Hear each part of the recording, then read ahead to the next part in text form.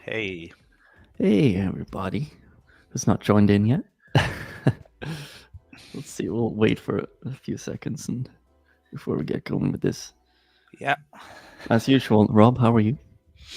I am splendid. Where Yeah, were you all day today? I was like, um, where's Rob?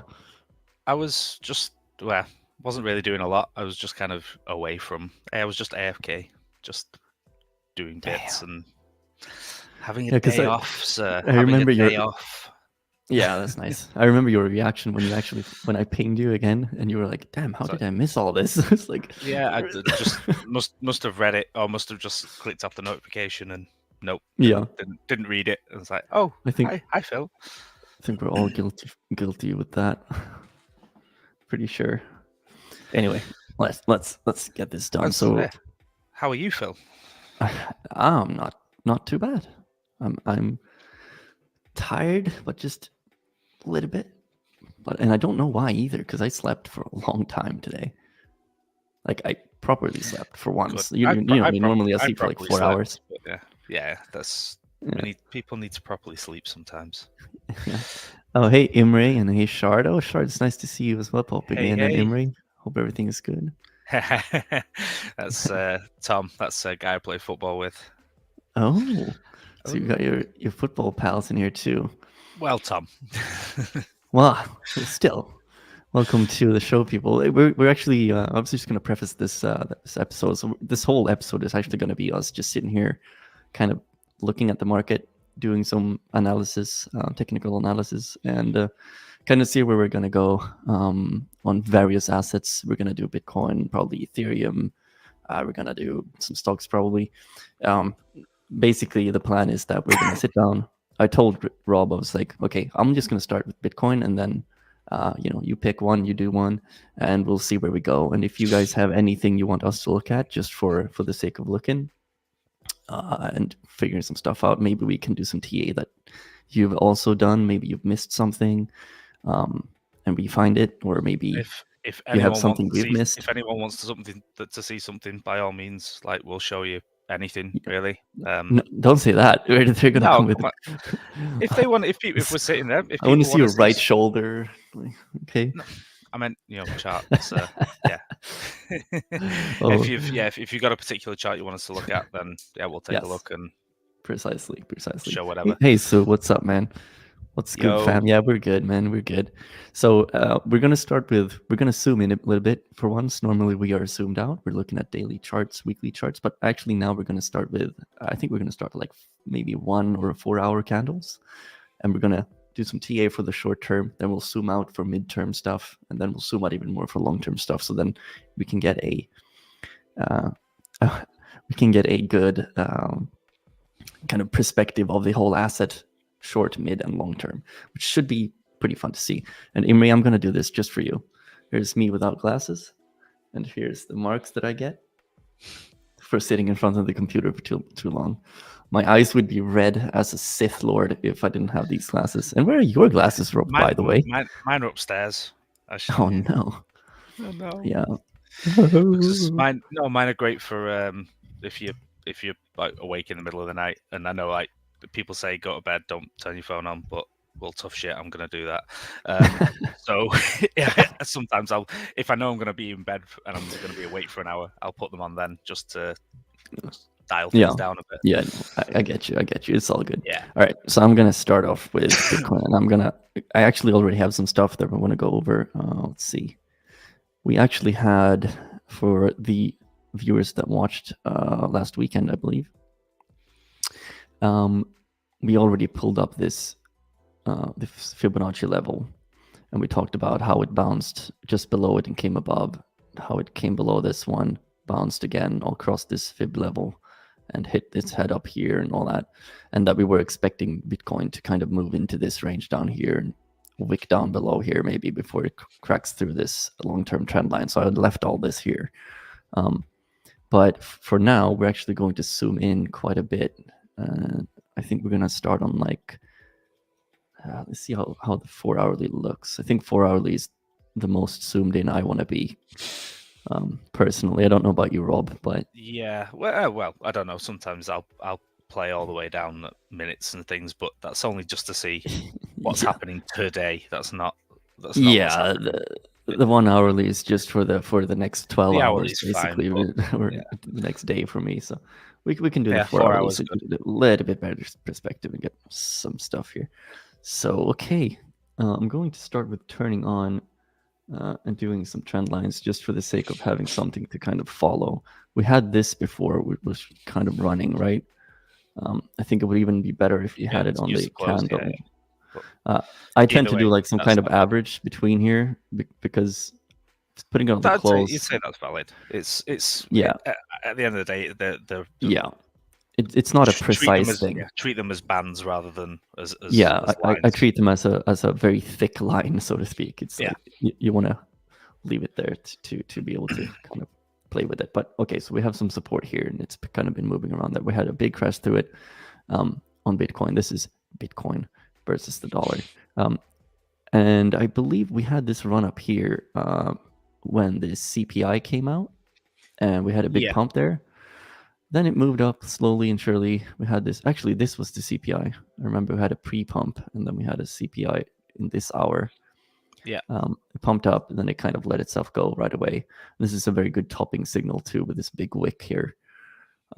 Yeah, candle's terrible. That candle is just horrible. It's horrific. So we had a big topping signal there, which kind of signaled kind of a dump short term. But so we had this happen. We had this one happen too. This is when the let's see, which day is that?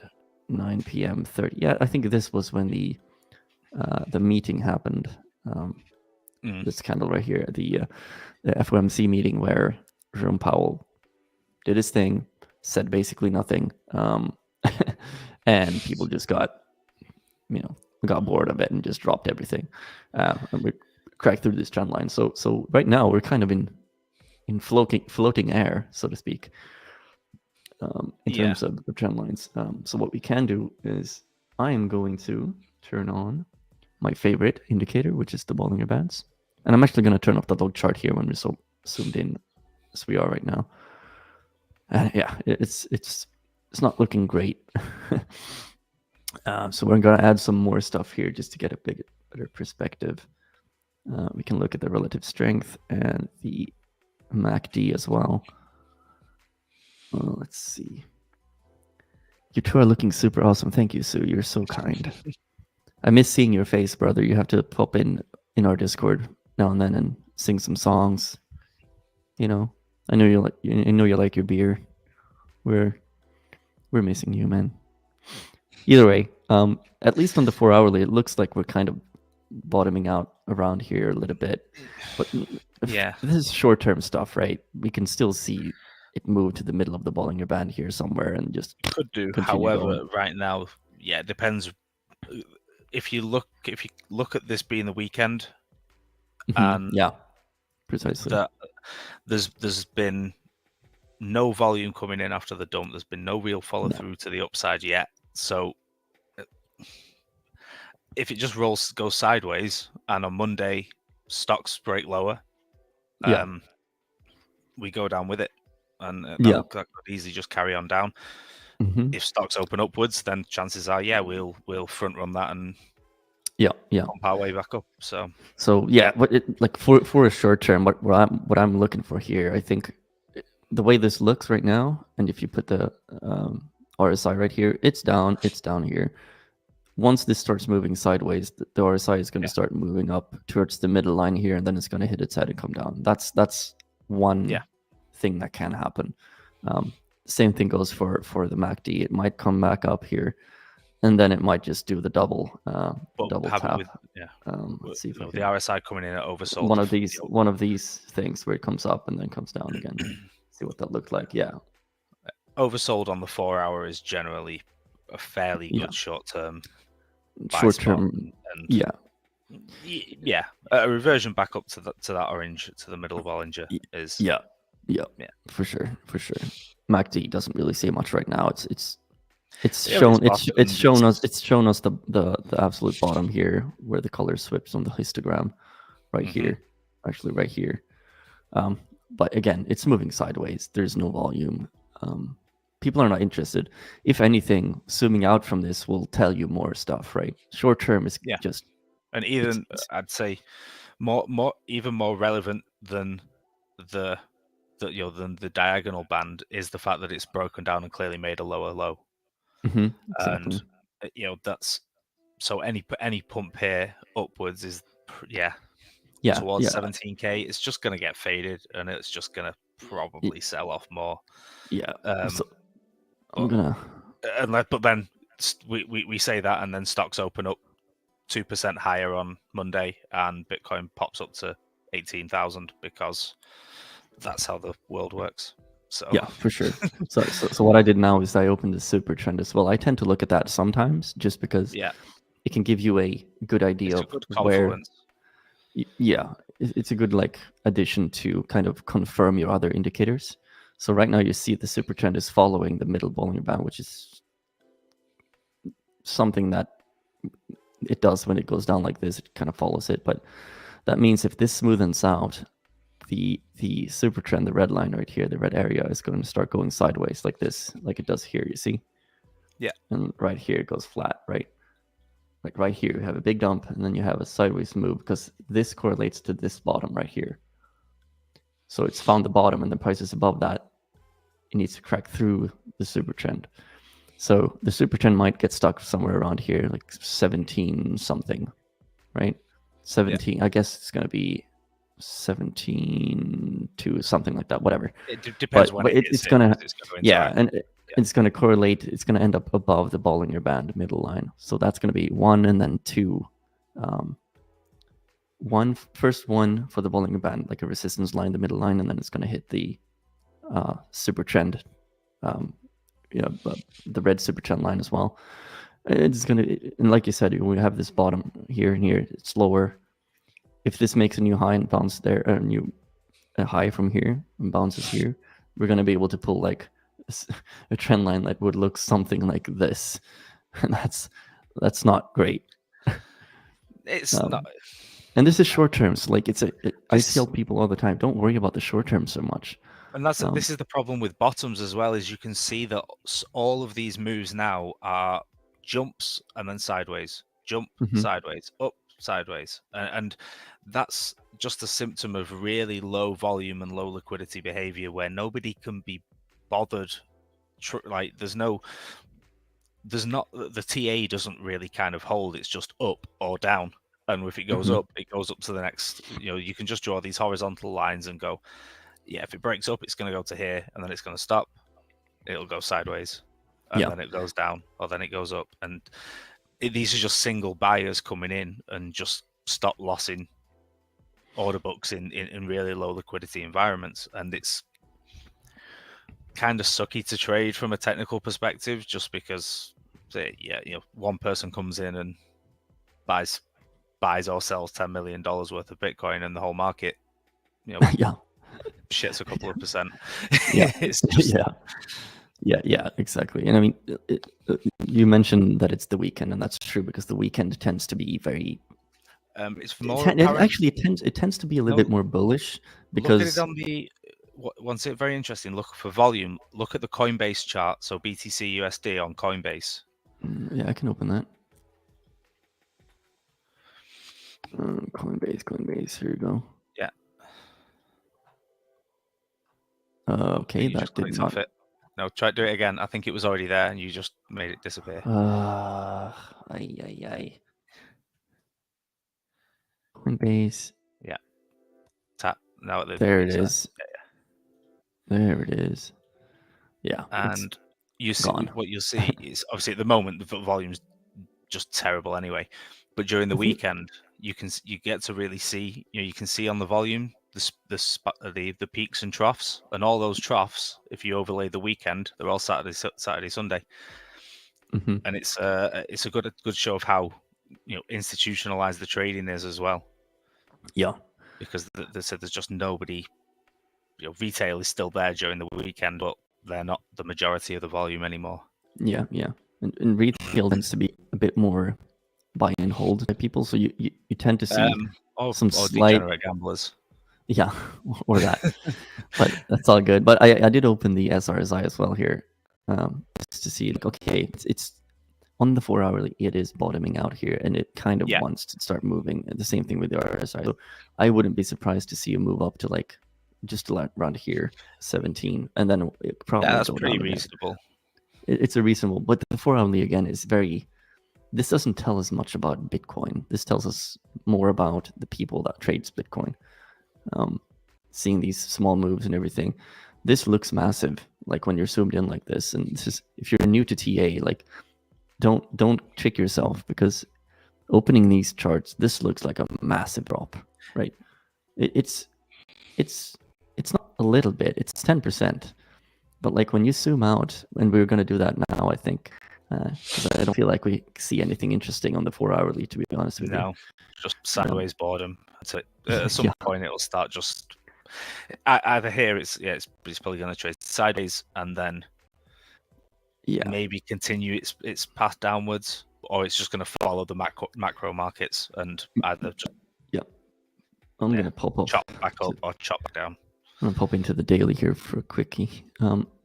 Now, suddenly, if we zoom out just a little bit on the daily, we can start looking back all the way back to, I would say, June, and just see the whole move here. It's just normal Bitcoin things. Yeah. It's just a normal Bitcoin move. Suddenly, this looks pretty ridiculous compared to all this, right? But this was something we did too. I'm going to start off right here and say, now the Bollinger Band has changed to showing us the daily as well, right? And we had this big dump. Everybody remembers it a couple of weeks ago. It went above the Bollinger Band middle line. Oh God, I'm going to remove this. Ugh. And we've been bouncing on top of it. We had it. Well, we tested it, tested a pump, but then it hit this price here at 18.4, which correlates to these bottoms right here. So and that's a pretty bad candle as well. Yeah, and this is where we failed, right? That whole part. Just here's the previous bottom. It's going to be a hard resistance lines to get above. It's going to be you're going to need to wear a helmet for this one, right? So I'm going to leave this trend line there because we can see it so clearly. And I do believe when we put on the Fibonacci levels towards the end of this Bitcoin TA, it's going to end up somewhere right here. I believe it was holding somewhere around 18.5 or 18.4 or something like that. So it's like precisely where this line is too, which means that not only is this a trend line or a resistance line, we also will have the fib level there that will be even harder to get through. So it's double up on resistance right there. But yes, so anyway, we cracked through the bottom. We're now at the bottom of the Bollinger Band. And usually when you hit the bottom like this, get in below, you tend to see these, it tends to stay below it for a while. You see this range right here. It doesn't necessarily mean that it has to be like that, but once you get through there like this, you tend to get these moves under it until it comes up again above it like it did here. But you can keep going back and looking at it here as well. I want to find a good explanation. Take it all the way back here. So we're under it. We stayed under it. We tried to get above it. Nope. Under it again. Under it again. Bounced at the bottom, came above, under, above. This was really volatile right here. Yeah, it's not common that you move like this through the Bollinger Bands. It's not really, it can't always be relied upon in isolation. No, but it can't be relied upon. Never.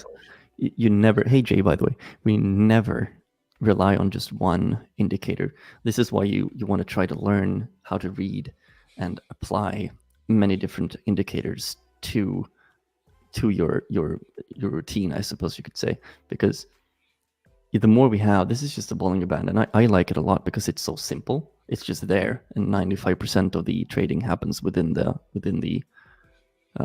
blue area, right? And if you're under it, you can kind of rely on that it's going to keep going down. It's going to bounce on the middle line and bounce on the bottom line. It's going to keep doing that until it kind of explodes through like this. Here was a lot of volatility, of course, so it's not really. But if you look at like the other way around, back here, you would have seen big dump below. You stayed under it for most of the time, found a bottom, and then started bouncing on top of it instead. So that's kind of how you should use the Bollinger Band as one indicator. Remember, one indicator. There's plenty other indicators. And we can see there how tight the Bollinger Bands are. Yeah. And generally, when they get that tight, you can see back in October we had that period.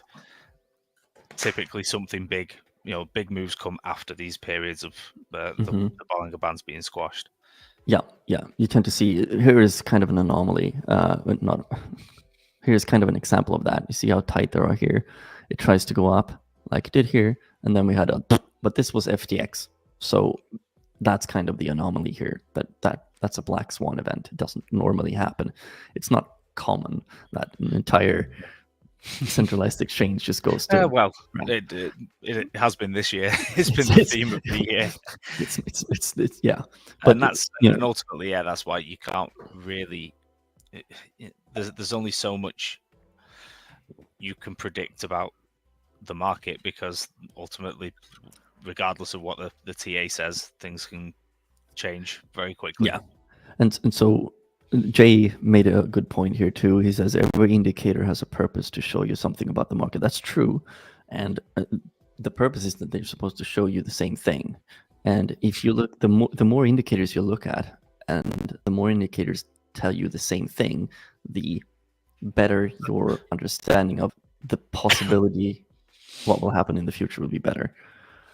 But I mean, just looking at this, look, we had this upside here. This whole upside moved us from the oversold on the RSI all the way to above the middle line, which is the where it kind of goes into the bullish territory again. And then it failed and came down through the bottom line again. So this tells me that it kind of wants to go. You see how it's done here? This trend here, it came from the bottom, came up, failed down like this. You got the same thing here. Bottom right here, and then it moves up and it comes down again. It's everything is like a roller coaster. Up, down, up, down, up, down. So the closer you get to the top here, the higher the chance is that it wants to come back down again. That doesn't always mean that it comes down in a downtrend. It can move sideways. The price can move sideways, and the RSI can go up or down depending on various factors. But you can see clearly here that this dump has put us down below. And if this wants to come up again, just a small bit, it will hit the middle Bollinger Band and probably the middle of the RSI and then come down again. Maybe. And again, I have to say before we even continue with this, none of this is financial advice. Don't buy anything just because we say, oh, it might go up or might go down. The key word is might, right? It might. It's these are tools to assess probability. Yes. And make your own mind up about the probability. Correct. That your own mind decides. Yes. So I'm going to move into the log chart on Bitcoin right here, because that's going to give us back the Fibonacci levels, which is the red line, orange, green, then the turquoise and all that. It gives us ranges to move in. You see how this range here, and like I said, when I say that we add the Fibonacci here, and here's where we hit our head. Just below the Fibonacci, there's usually a wick hunting area. At least when I do this stuff, I think of it as a wick hunting area. So you see how the wicks are down here? Around very close. Here's some candle bodies, but a lot of wicks end up in just below the Fibonacci level. And it's true up here as well. Here we have some candles too, but you see there's a bunch of wicks just in an area below it. And this is where I said, this line will correlate closely to the Fib level. And it has, right? So let's see. We want to make a trend line here, actually. Shorter term. This is the long-term one where we have to kind of move across this to get through. So we're going to add a new one here. And I'm going to add it from here. I'm going to pull it across so that it's anchored right here. And I think last time we did TA here, Rob, correct me if I'm wrong, but we were watching this and we said, okay, if this cracks through, let's see, there was another line. Let me just add that just for the sake of remembering correctly. I think it was right here, and then it anchored here and here and here. And then we had that thing. Yeah, it was a bit ropey. Yes, something like that. It's more like a sort of center point line, wasn't it? Yeah. you're it's more like a general trend line that goes through the price up and down. So that's like the general price moving line, I suppose you could call it, or something like that. But it's there just for the sake of this part right here. Yeah. So when we talked about it last, we said this might be moving up, and if it comes through this, it might pump, and it did, and it pumped up to this. I said it might pump even all the way up here, but at that point, it's going to have this line. Area. Yeah, but at this level, you would have the trend line from this right to have to come through, and you would have the fib level, and I think on the weekly Bollinger Bands. We can't see that yet, but the weekly Bollinger Band middle line is sliding across this line right here. I can just double check real fast. Oh, crack. There, see, there it is. I'm going to go back to the daily. And so I think our prediction was that if it goes through this, it could pump all the way up there. It tried to do a quick one up here, but it failed. There wasn't anywhere near the strength or the volume required to break it up there. No, you would want to see candles of this size to get that type of kind of big move. Yeah, you'd want to be up there anyway, but there wasn't really anything. If you look at the previous range, there were higher volume dailies. Like that's not breakout volume at all, really. So no, a breakout volume, like, and just to preface this for people that don't really know, breakout volume usually is when you break through a trend somewhere or a resistance line or something like that. You want to see a lot of volume down here, because the more volume you have, the harder the push to get through probably was. That means the more volume was traded. So if it smashes through with a lot of volume, that kind of gives you the thinking that it's like a strong breakthrough or breakout.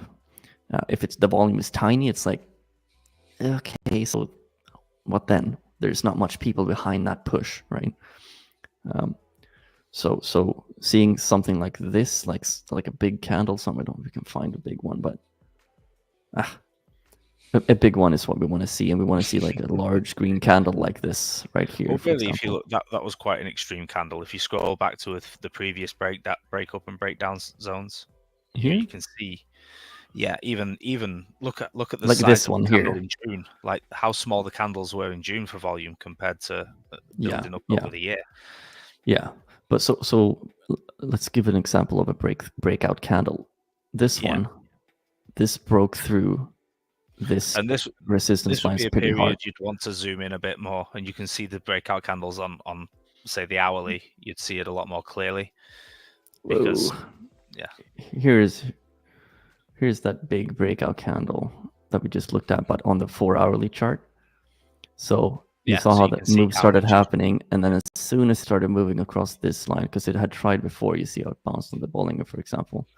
Once it came up here and started breaking through, I can imagine, I don't know if I was watching this live, but usually you see a candle moving like this, like really slow up and down like this.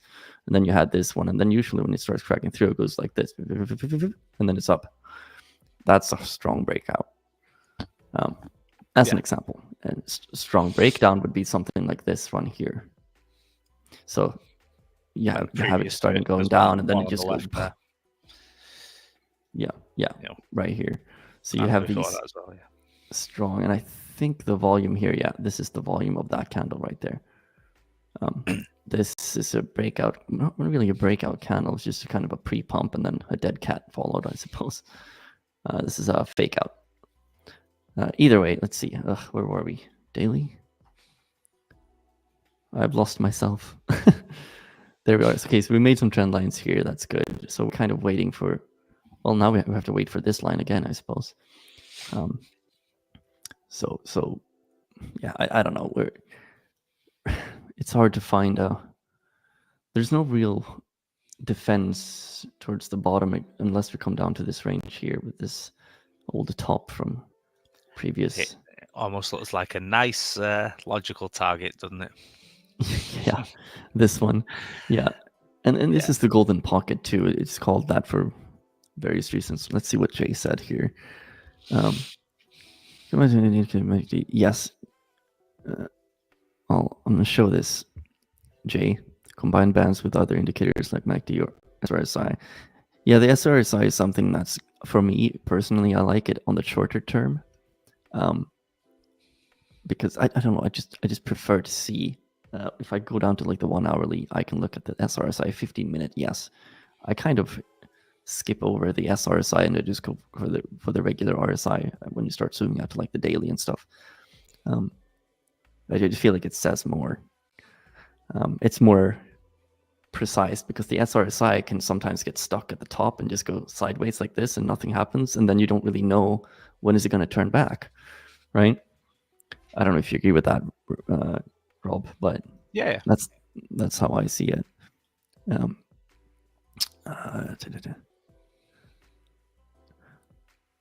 What is that, Jay? Might want to do a little one at the start of the stream and a little ticker from time to time. Yeah, yeah. Maybe we'll do some of those. We do have some banners we can put up, but I want to zoom out a bit more before we're done with Bitcoin because I want to turn on the Gaussian channel, which is something that we don't even understand how they calculate it, to be honest. Something to some sort of statistical model of how the sort of, is it the combination of like the mean and median of price action or something, and yeah, precisely. Then tracks that and then adds a band to it to give an upper and lower sort of range of where the expected range is. All right, so I'm going to. This is the weekly on Bitcoin. We're looking at the Bollinger Bands as well. Still, I like them a lot. I know, Rob, maybe you don't use them that much, but it says a lot. You see how they move to the bottom, they come up, they retest the middle, go to the top, fall through, and they start kind of moving below the Bollinger Band here. So we've hit our head here, fairly close here and here as well, but this is the weekly, and it's kind of constricting now again once this starts moving sideways. But what I did want to do, though, is I wanted to open the super trend, just to give you an idea. Up here is where the weekly super trend, where the price has to go to break the weekly super trend. And you see how it's been red all the way down here. That's a long time. That's from like the 1st of January, basically. It's been red. And we're getting, I don't want to say closer to it, but this to me so far looks like we're kind of starting to move a little bit more sideways and not getting these huge long-term, like week after week after week. Yeah, this for is sure. Kind of slow. The downtrend is slowing down. Yeah. This is why you want to zoom out. You understand? You can see how the volume is coming in down here. This means this is accumulation volume in my eyes. People are starting to feel like it's worth buying here. A lot of trading is happening here compared to like just these big dumps. There's no volume. You see this stuff, like there's nothing. I think that for some reason Binance has, well, I'd say for some reason it's the last man standing, it seems. But yeah, like if you look at BLX, it's like the overall nothing. volume is there, but a lot of volume has gravitated towards Binance this year. Yeah, and if you look at Coinbase and zoom back even further, then you can see the volume is fairly consistent. Yeah. But yeah, Binance has exploded in. Oh gosh. Okay. Well, you use auto scale. I keep. It doesn't. This auto scale. That's because it's because you're on the weekly. The Bollinger Band pops to negative price. Yeah, I know. Yeah. It's the log. It's because I have the log on. If I turn it off, it gets normal. But we want to see the entire history. Dang it! That's funny. All right, so yeah, we have ways to go, and that's all the way up at 24K almost for the super trend to break, and now it's about to pass through this long-term trend line downwards, which makes it even harder to get to. It's been following it like this for quite some time, and once we get through, it's going to take a lot more time to get to it. But that means it's going to be easier to break through. Once we break through this, that's a long-term trend line that will be cracked, and after that, I think a lot more bullish sentiment will come into the market, and people will start buying. That's I think when we should get that like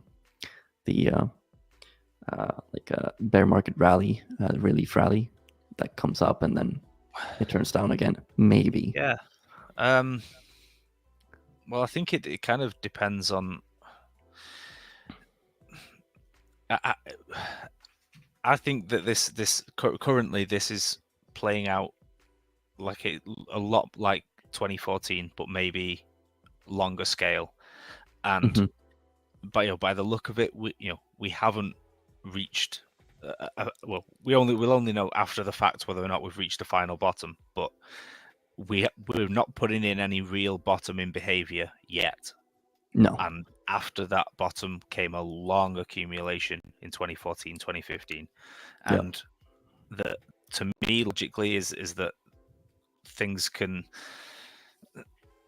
are a lot worse globally than they were in 2018 during the last bear market, and we should, Bitcoin has matured as an asset and started to really slow down in how much it moves, although it's still made obviously gigantic gains.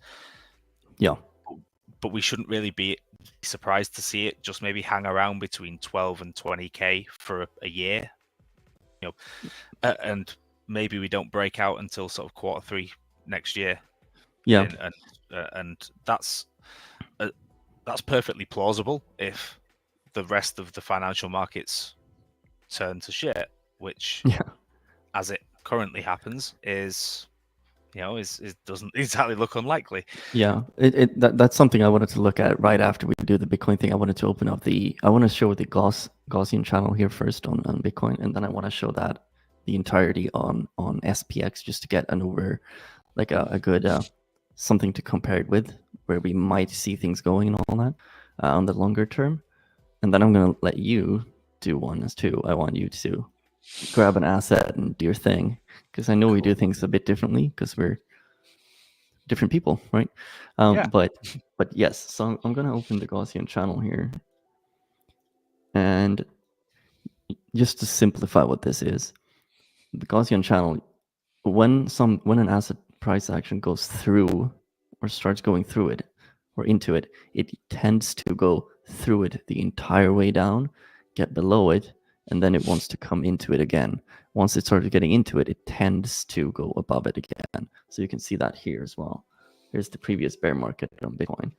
It came down, it came through it, came under it. Then when it started going through, it came through it.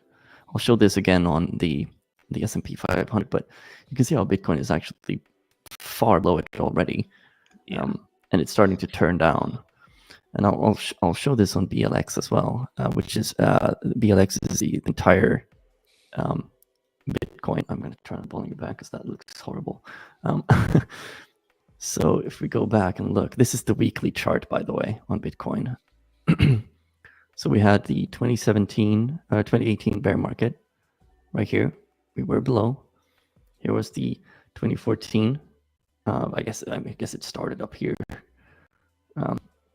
Or somewhere, but yeah, it has the same thing here. It goes in, comes under it, and then when it starts going into it, you see how it bounced on it too there. I'll zoom in just a little bit. How it tried to get into it, failed, and then tried again, and it went through. And same thing here from the upper side. It tried to go into it, bounced on it, and then fell through it, and it just kept going all the way. So we had the same thing here, but this actually came in pretty late. I guess that's because it was such in the early days back in 2011, it was such a huge pump, right? And people weren't using the Gaussian channel at this point. Probably not either. At that point, it didn't mean anything really. Yeah, no, exactly. So now you can see how the bear market's right here. And if I add just for fun the recessions. Oh right, we don't have recessions on this one. I keep forgetting. I keep thinking we're on SPX because SPX looks kind of similar. So we'll do that later. But if there were recessions, they would probably end up somewhere around here, the green area. Well, 2018 was the ultimate crash. Bitcoin actually held up longer than stock did. Stock market broke down, and Bitcoin was looking really nice. And well, you say nice, it was steady. Well, it was flatlining, but it was really, really flat, around 6,000 to 6,800. Yeah. But the on-chain metrics really showed a slowdown. Right? Nope, there's no momentum, and when it dropped, that's why it dropped so hard. Yeah. So what I wanted to mention was here, economic led. economy led. So I wanted to mention here is that you can see how we're below the Gaussian here on the weekly. We're moving sideways, right, to get back into it.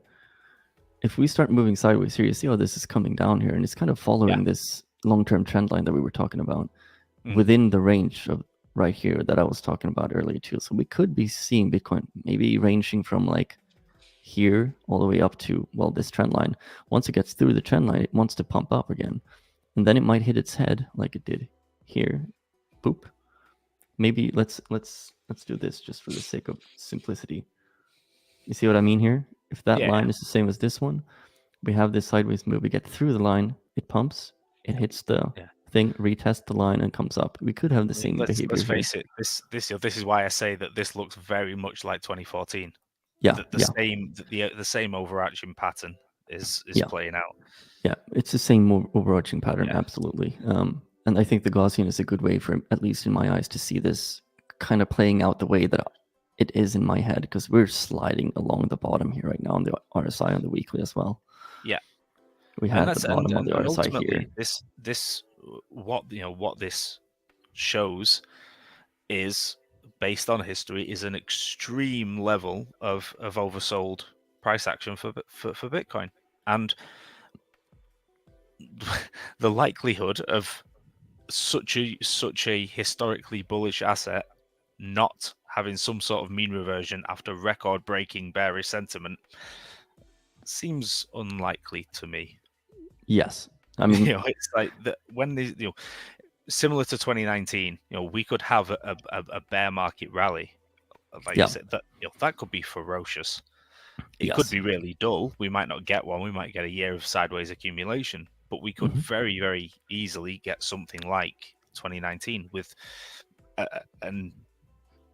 right here. As soon as it cracks that kind of line, that's that was a huge move. That 3,000 to nearly 14,000.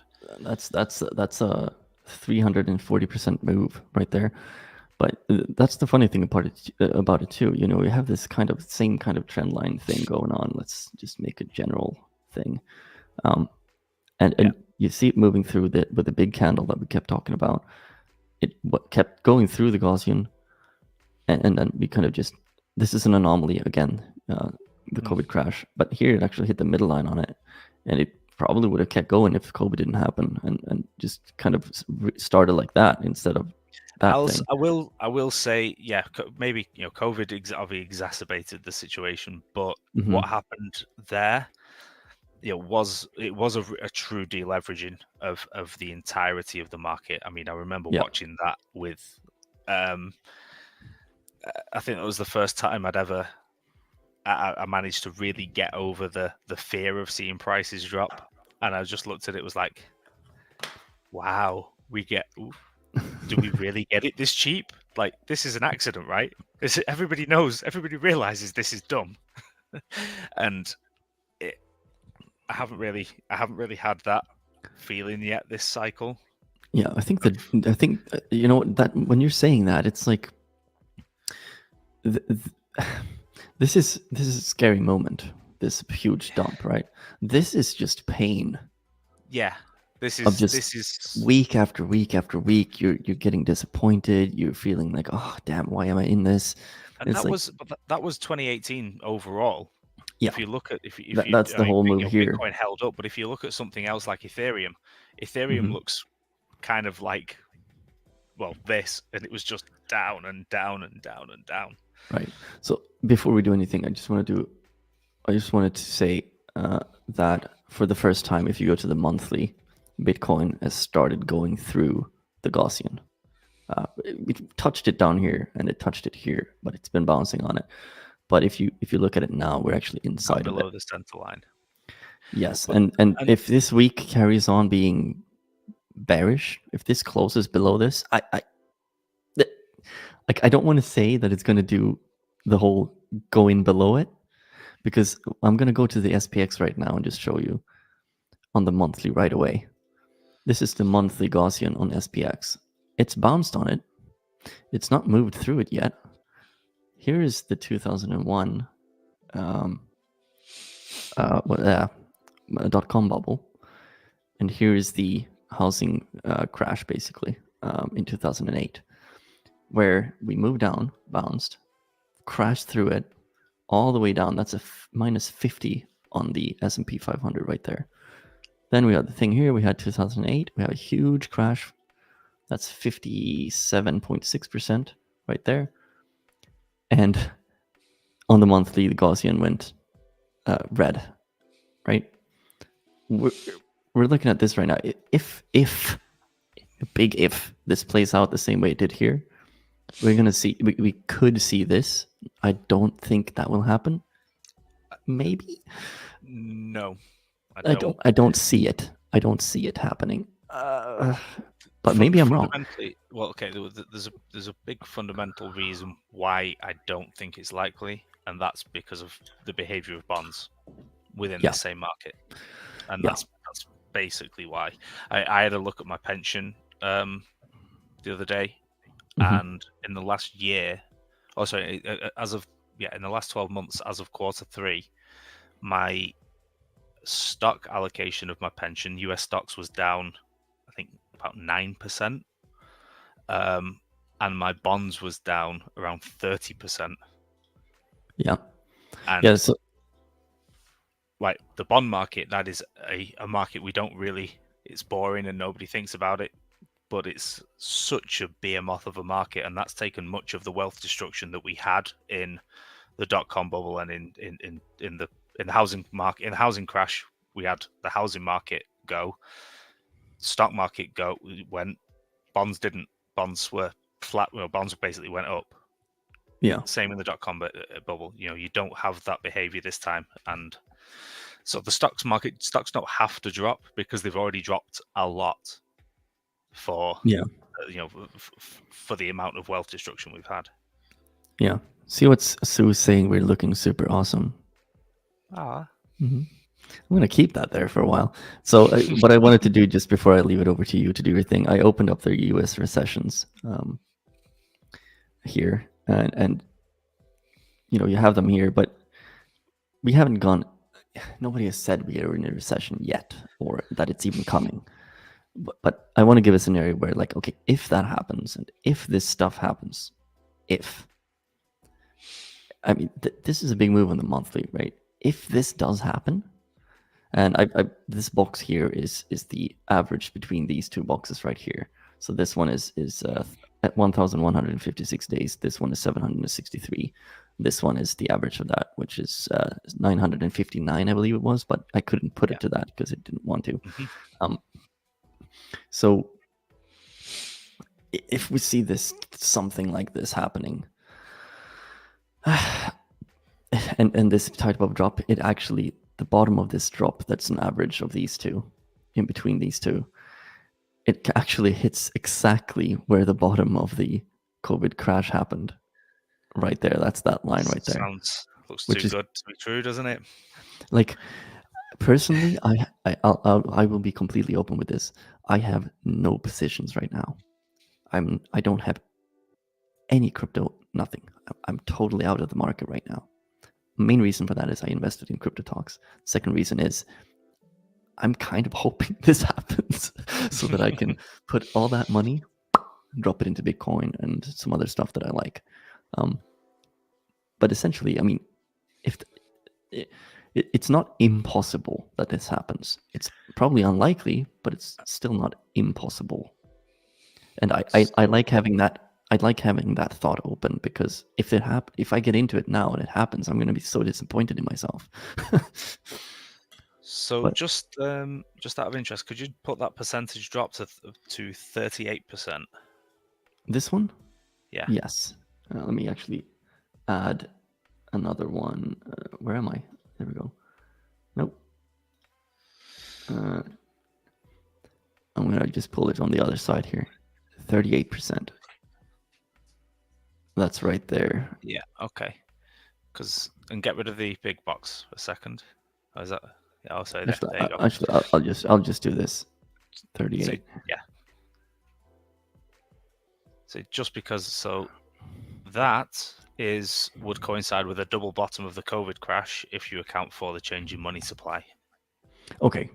Right. So as an equivalent, that would be as bad as the COVID crash. That's where we should expect to be in that event. Right. I see. Yeah, that makes sense. So at this point, so that absolute could worst case scenario, and this is also not great. But that's the thing with the Gaussian for me. It's like, okay, then it's inside of it. What then? As well, bear in mind, you're talking about it could go inside of it, could go to the bottom, then come to the top, and then break down. But then we're talking about 2028 or 2030. It's a long way away on such a big chart, and so at the moment it's like, could it kind of just roll sideways from here and then start to move up if Fed policy changes? It's possible. So I wanted to do something here before we leave this chart.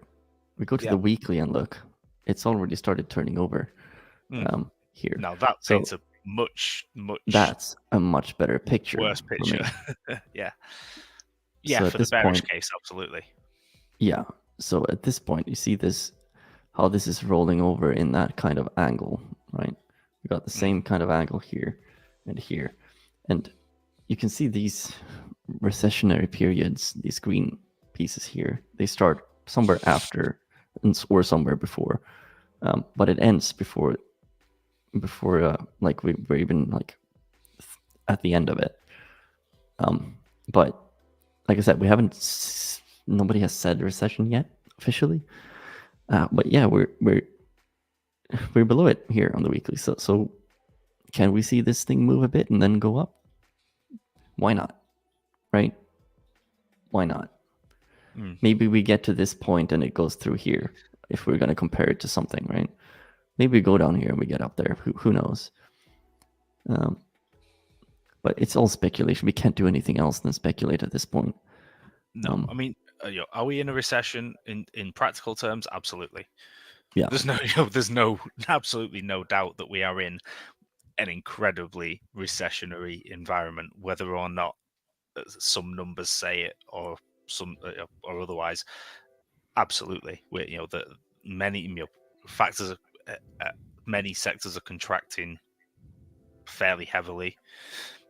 You've had all kinds of the crazy price volatility we've seen, the currency inflation, the overall drop in living standards across the board. Like that's it's a recession, no matter what bloody GDP numbers come out and and even the GDP numbers actually said they were in a recession. Then they went, we don't really want to believe the GDP numbers right now.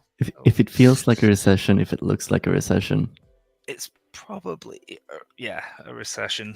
And I know some other content creators who have been saying since literally, if I go to Bitcoin, and here's the weekly on Bitcoin, by the way, it's already under it, just like here.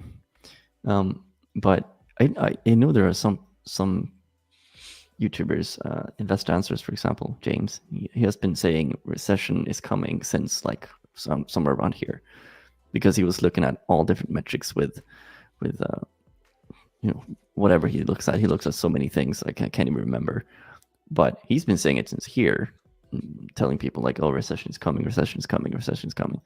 And some people listen, some people don't. I kind of like his take on things. So if and I am going to say he's probably right, because I get to the same conclusion as well. Like, we're about to hit a recession, and there's some other people saying that it's going to be a hard landing too, even though they say it's going to be a soft landing, which means it's going to be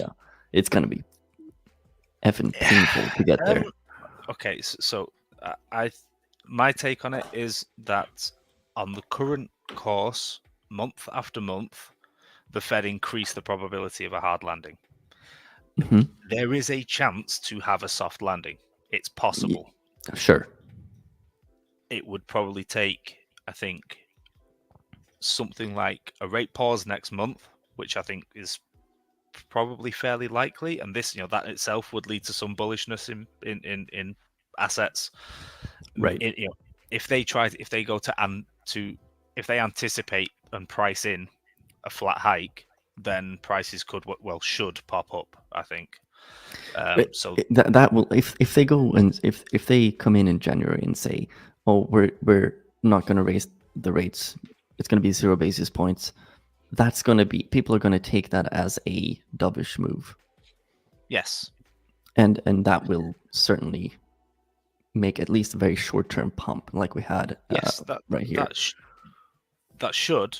However, this what we would then need to see is that, as we discussed a few days ago, is that the recession is, the recession trend is pointed firmly downwards. It's not going to suddenly pop back upwards. It's just not.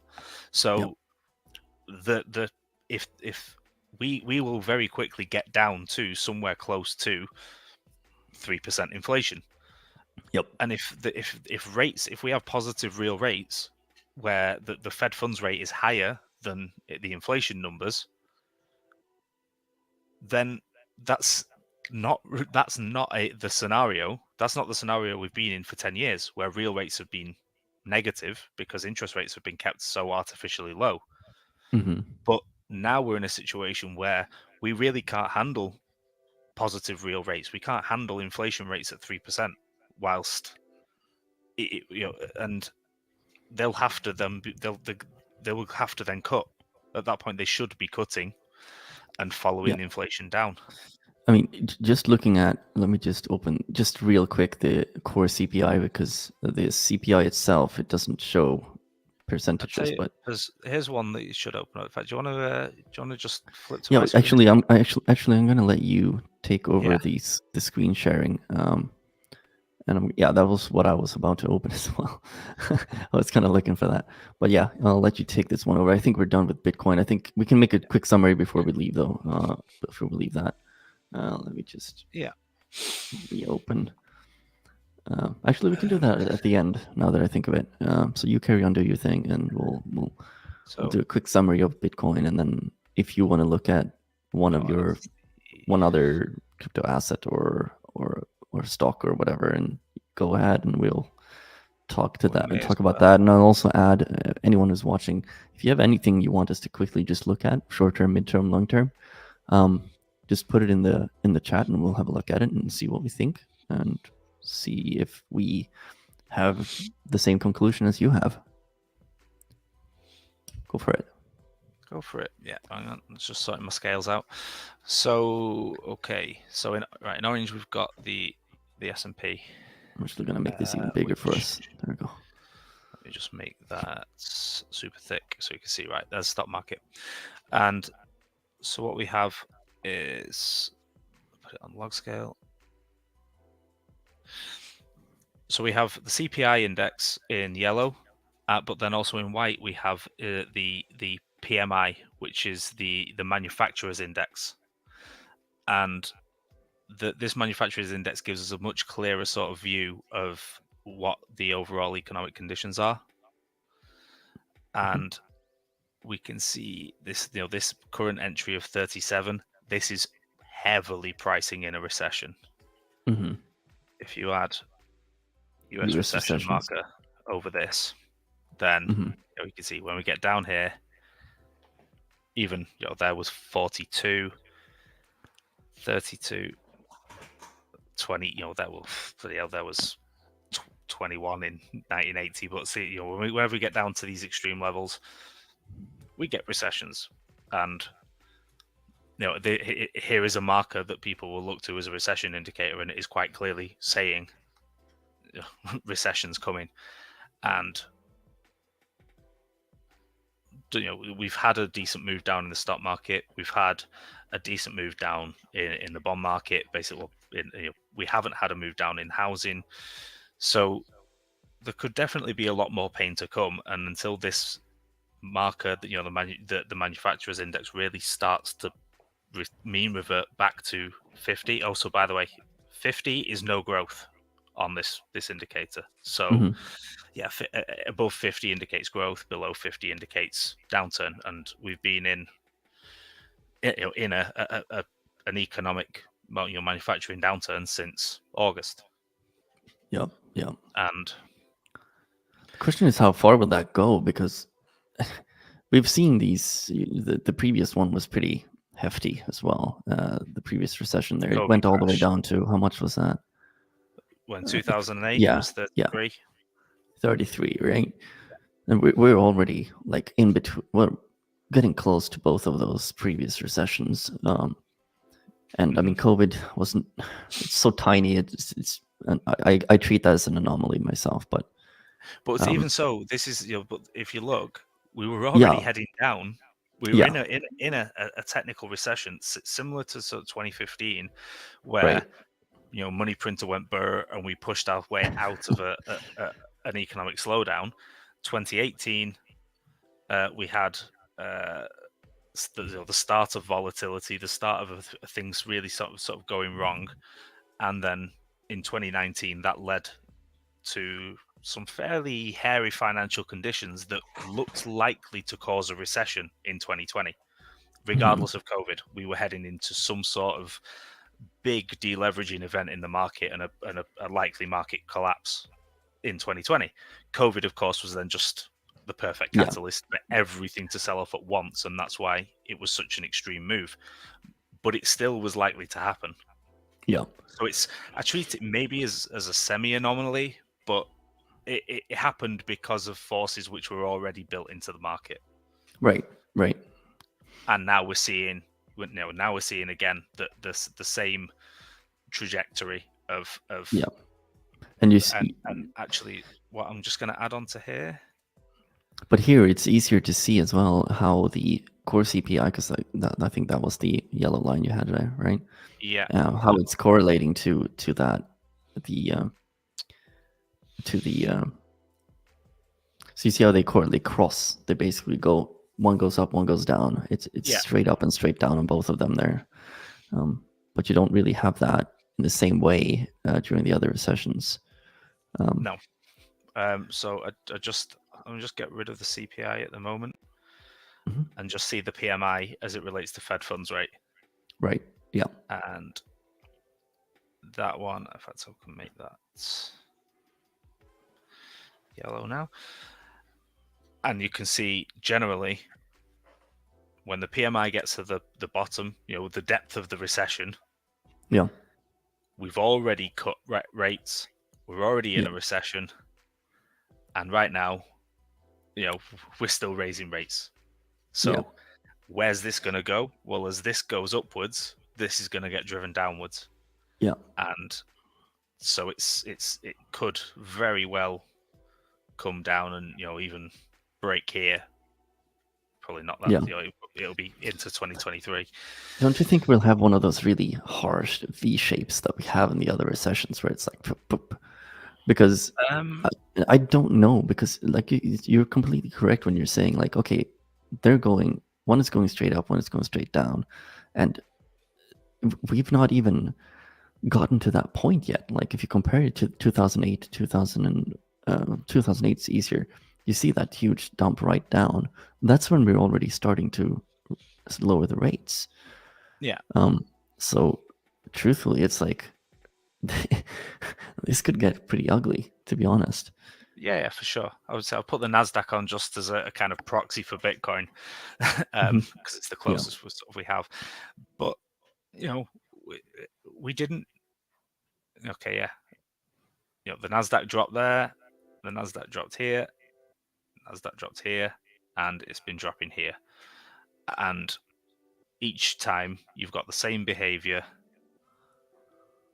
Yeah, precisely. Into a recession, rates go down, the bottom comes after the drop, and it's kind of it's staring us in the face, right? Really, there's no, and this kind of where I saw a video yesterday, which is like, is the Fed like actually lost its mind? What are the Fed looking at? What are they seeing that makes them think that this, oh yeah, when previously when we did this because everything turned to shit, should we try just doing the opposite?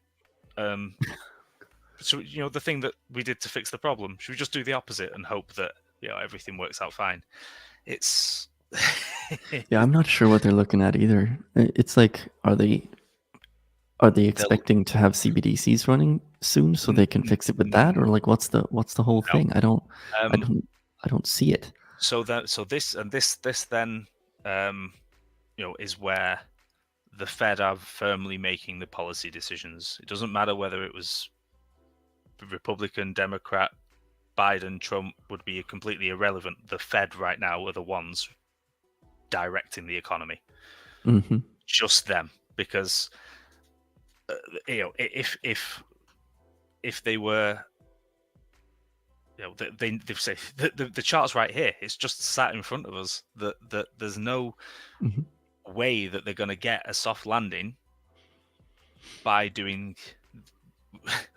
raising rates, which makes things worse. If they sort of started to taper down, as if I just put the CCPI back on. Oh, you mean like slowly for once instead of just dumping So it? rather than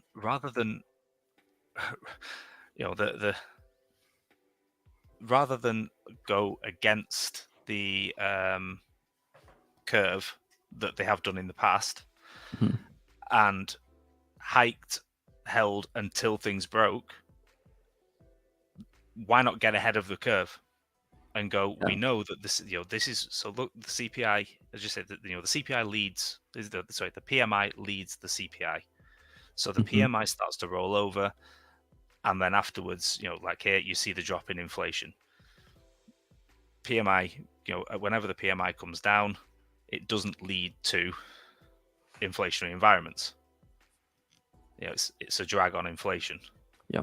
So we know that inflation is going to come down here. Yeah. We know it's going to get it down. This is core CPI, so this is excluding food and energy, which are the two main drivers still left in the market. Yep. So this is likely to come down to near zero. So where's the Fed funds rate going to be? Yeah. And the thing with it is the Fed have two main mandates, which is to lower unemployment and to control inflation, supposedly. We haven't seen a huge uptick in unemployment yet, and so that means that inflation is heavily on the primary agenda. Yeah. The problem is, of course, unemployment comes with a lag. Unemployment comes when you're already in a recession, when the layoffs start, when the economic conditions really turn. So it's almost like they're just going, yeah, is inflation high? Yeah, okay, yeah, rate hikes. Oh, can you imagine them sitting there in their boardrooms like this? What were you saying again? Can you show me that chart again? Have you seen the the South Park episode with the I don't watch cartoons and stuff. I tend to accidentally see some Family Guy clips sometimes, but that's about it. So there's just one bit where there's a bank that's about to be bailed out, and so he walks in and he goes, right, okay, what are we going to do? And they walk up with a chicken, cut his head off and throw it onto a giant spinning wheel. There was just this, and he's putting the chickens running around, and wherever the chicken lands, that's what they do. So wow. Okay. Yeah. Maybe that's something they'll try. We're already doing economic policy. I think that's pretty much an improvement on what they're doing at the moment, which is Well, so Rob, let's move over to let's see if do you have any crypto asset you want to do some TA on? I know. Yeah, sure. We've done Bitcoin. We've looked at kind of the macro perspective here on the CPI and everything. ETH is probably the logical next one to look at then. Yeah, absolutely. And so yeah, I always have a few lines drawn. So just as you said, in here, yeah. Oh crud! What hour are you on right? Oh, what candles are you on right now? So 4 hours at the moment, but even that's not really enough. Yeah, let's go daily. And yes. So this trend line actually, I think, does show up better on them. I think it's a monthly trend line. Yeah, basically, weekly it'll be. Yeah. It basically follows through. It doesn't look good. No, we're kind of through it. there was a small attempt. I remember looking and thinking, okay, is this some sort of ascending triangle or at very least symmetrical triangle, which is still holding. And yeah.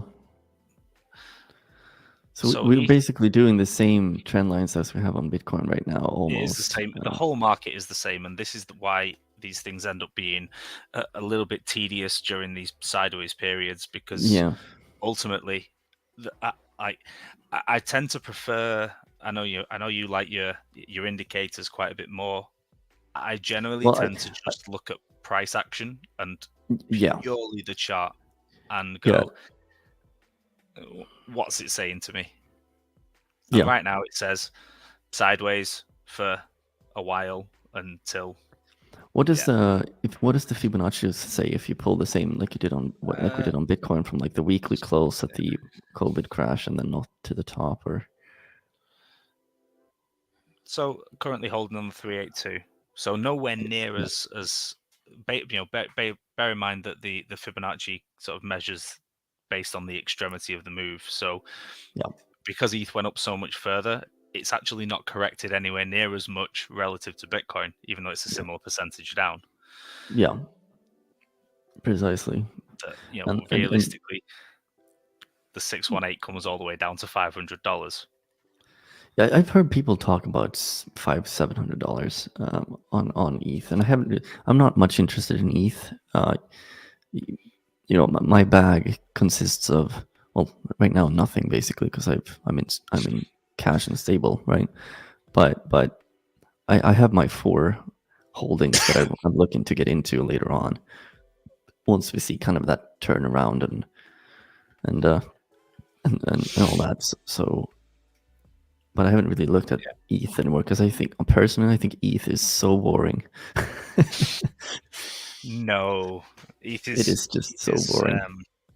Don't write ETH off. No, I'm not writing it off. I'm just saying it's boring. Fair. Some of the best investments are boring. Yes, sure. I will be in it. I like, my bag, what it looks like. It's basically, I have Bitcoin as like a main thing. Then I have 3 legs of the tripod holding that stool up, and that's ETH, Solana, MATIC at this point. And we'll see when I get back into ETH, Solana, and MATIC, if I ever do. Because during a sideways move like this, I will be looking at Bitcoin only. Once we have a confirmation of an uptrend, then I will get into the other ones if I want to at that point. But I'm just waiting. It's boring, but I'm waiting. And that's kind of that's it with ETH. It's got a low end at 1060, an upper range at 1360. Like, chances are it's just going to kind of range in this sort of narrow band until it breaks. And whichever way it breaks, it's going to make a move most likely to the next band. With ETH, that's, if it breaks down of this wick range, I think if there's a big market sell-off, then ETH will most likely drop towards $800 or lower. Yeah. What happens if we zoom into like, I think we're on the weekly. What if we go to the daily? Can we see something that we might see? I mean, if you zoom in the past 3 months or something like that, which would be, I guess, where the triangle starts, it doesn't. It's just dull. I told you it's boring. Yeah, that's it. So you get a drop, you get sideways. You get a drop, you get sideways. Yes. And that's Is that your cat screaming at us right now? That is my cat. Sorry, everybody. We have technical difficulties. No, he doesn't want to say hello. Well, I saw his tail at least. Normally, that's normally that means. What's up, Cyrus? Come and hold me, but not today. We have Cyrus saying, "What's up, man?" Yo. So yeah, it's all dull, it's all boring, and there's only so much you can say. I guess this is where, in terms of, as you were saying about being Bitcoin only for a while. Yeah, I'm not even that now. Like, Well, I'm no, but stablecoin only. I'm super in boring. terms of where we're going to look, I mean, ETH BTC is. Let's see, go back to Coinbase. It goes back further. I mean, it's been flat for a year and a half. I mean, obviously it's in a big range, but yeah, it's two volatile assets against each other in a 70% range. But what's really been happening for ever? It's just so, which is better, Bitcoin or ETH? Well, right now they're both as good as each other, really. Yeah, it's that you know how I am. I like the range. I like to find the ranges on things, and kind of we had the same thing on BTC. I'll super quickly show that just to make a point. Like, I will find a range such as this one right here, and I will kind of do all my TA. I will find a range where I think it might be moving, and then I'll use that to trade. Or to make my assumptions, like, are we at the top of the range or at the bottom of the range? And then you can swing trade between those. That's how I do a lot of things, especially when it's trading pairs like ETH BTC. You see, I have the range already there. I haven't opened this chart in a long time. And I think that's something you don't look at a log scale, but you see the range there. It's like, this range is from May 2021, and it's in range. Yeah. So and that's it. I'm gonna put it back to yours. Which has the same range. Yeah. So there's nothing really to. You can just look at the entire market as a whole. If you just look at, say, total market cap, and what would you look at that? It's in a range. And yeah. do XRP and break some hearts. Okay, Tom, just for you. XRP looks all right. There's my line on XRP. So we'll say this. We just want to say, when we do our TA, we only, for the most part, like the way that we look at our assets and our investments, first we do fundamental analysis to figure out if it's even worth looking into. Then we look at the sometimes the on-chain stuff to see, does this have adoption? Does it have users? Does it have this and that? So to kind of strengthen what, even if the fundamentals are great, like an example, the fundamentals on a lot of Solana, for example, looks amazing. The on-chain stuff looked amazing, still looks pretty damn good, but then the price can still go down because of black swan events, because of this and that, and whatever it may be. So we usually go through those levels of research before we even start bothering with TA on it, right? Because who wants to sit down and do a lot of TA work, and find that there's fundamentals that are completely crap, or on-chain metrics that tell you that, oh, there's only, like, for example, on XRP, I think last time I looked was 26,000 daily active users compared to Solana, who had 700,000. It's like, which one do you think will have a long-term user adoption thing? Just that metric for me tells me everything I need to know about even bothering with investing in something. But let's do XRP TA and see what we got. Yeah. So what are we looking at here, Rob? Well, I mean, if you just draw a big fat line, then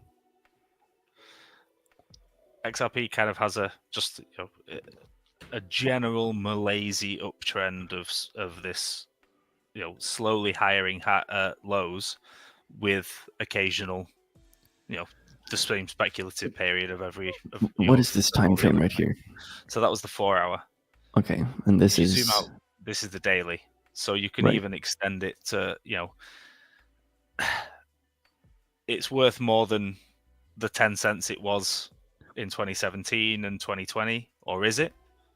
You know, if this if you compare this to the M2. Well, that's that's actually. So can you just explain for everybody who's watching what is the M2? So this The is M2 just money the supply. the M2 money stock is a measure of by the Federal Reserve of it's a representation of how much money exists in the financial system as as created money. That's interesting. You just go back a bit further now. Actually, what would be better to do instead of the price would be market cap. It's interesting to look at Bitcoin in the same sort of way. That it's the same, you know, what it shows with XRP. Just not wanting to pick on XRP, but it shows it hasn't really. It's just ranged sideways in value for the last 5 years. Right. It's kind of a stable coin then.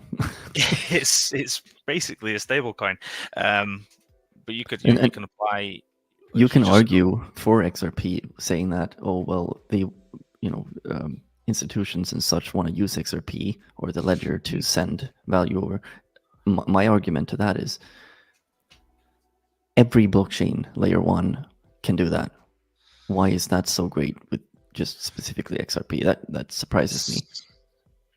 It's not, but just, you know, to be completely honest, Bitcoin just looks like a more volatile stablecoin because that's gone nowhere since 2017. In terms of mean price, okay, it's higher now than it was back then, but it's still it has a rough trend that it's currently it could drop below this sort of median range of support, of support that it's under. Yeah, it's recently broken. It's the same. It's still the same chart where you've still got a range. Yeah, it's the same range, isn't it? Almost. Yeah, but so I kind of realized that we forgot that we were doing XRP right away. That's how uninterested we are in XRP, unfortunately. Honestly, it's good tech. Does that matter? Sometimes. You'd say if I asked you the same about Solana, it's good tech. Does that matter? You'd say yes. Well, it matters sometimes, right? It's like if you compare, like, what are the competitors of XRP? When you say that what they want to use it for, what it's built for, stable coins. It's stable coins. Yeah, it's stable coins and just DeFi in general. And Bitcoin. It's stable coin and Bitcoin because if they want to move, if they securely want to move money across, space and time, you want it to be. If you're a big institution, you want to make it as secure as possible. Then Bitcoin is the choice, right? There's lots of, but for arguably there are lots of protocols that have sufficient security. Yes, and but either way, if you look at the security of non-crypto transactions, I would imagine that they are less secure or as secure as cryptographic transactions. They're not more so there's not, in terms of a layer of security, I would say that there's so many blockchains that are considered so secure that it doesn't really matter which one they'd use. This is what I mean. So the argument for XRP is that they will want to use that, but there's like so many other options that are. They use ETH because ETH is a step above. Transferring stable coins on ETH is the gold standard of transferring stable coins as it stands. Yeah, so that was what I was going to get to. It's like, why would they want to use XRP? Because XRP doesn't have stable coins on it, right? XRP has XRP has speed, which is great, but I don't think an institution cares about a 10-minute block time on Bitcoin or 5-minute waiting time on ETH. Wait. So you have XRP. You can't do stablecoin transfers. You can only transfer with XRP itself or something built on it. So if you want to use dollar, why would you buy XRP send it, and then have. So if you wanted to if I was an institution and I wanted to transfer value from my institution to another institution in another country, then means I will go in, I will buy XRP for $100 million, I will send it to my recipient. He will then take it, sell it on the market. What's the value of the XRP there if no one's going to hold it? If they're just going to transfer and then sell it back. Yes, liquidity, but why wouldn't you just use ETH and send stable coins that are not fluctuating? If you're sending $100 million to somebody on XRP and the price dumps all of a sudden 5%, suddenly you've lost 5% of $100 million. That's not awesome. That's $5 million gone in a second. Why would you want to risk that if you're an institution or a nation state? You would just buy USDT or USDC or BUSD, send it on any chain that can do that, and you're Or they done. just use Swift like they do already. Yeah. Yeah. Be fine with it. But yeah, this. It's just the argument for XRP is not there, in my opinion. That's what I'm saying. That's it. To me personally, so the argument is there more for, and I think this is a lot of times what we get is very American centric, and people don't recognize the demand that there is globally outside the USA for dollars, and what crypto allows and what specifically stablecoins allow is anybody around the world to hold an asset which maintains its value at $1, and that is a centralized or not, whatever you think of Tether, whatever you think of USDC is irrelevant. That has power, it has value, and it has longevity because people can trust that as long as it's worth $1, they can trust that it's worth $1. The many a lot of people would say don't trust Tether. Whether or not it's trustworthy, only time will tell. But as in terms of being able to do its job to transfer dollar value liquidly and stably across the world, it does its job perfectly. And there, in my eyes, there's no crypto that can really do that job, because you don't need you don't need to move outside the dollar. If there becomes a point where banks will, and I know they're already starting to, they will onboard stablecoins where you will be able to have a USDT deposit and it will show up as dollars in your bank, and they will be dollars. They will be, you go to the cash machine and you withdraw them, they will be dollars. That's how it will be in the future. It's it's Probably. how I know. Well, there's many. If you look at Binance are doing that now. If you deposit USDC onto Binance, it shows up as BUSD. And they've got rid of all the USDC. Yeah. And BUSD is a they have the amount of BUSD. Right. Okay. So let's do some TA on ETH then, and so like on the actual asset itself on the short term, see if we can see where it might want to go. I mean, if you're on the 4 hourly or something, just so we get through that too. Because I did write in the title of this, we're going to look at BTC, ETH, Solana, MATIC, SPX, and DXY. I don't know more about DXY. No need to do TA on that, but we can have a quick look at ETH now. We can have a look at it technically, because it still holds the same technical patterns in terms of being oversold and the behavioral aspects of TA. Yeah. So let's do. We did some long term on ETH, right? And let's do some short term on ETH, and then we can jump on to MATIC and Solana as well.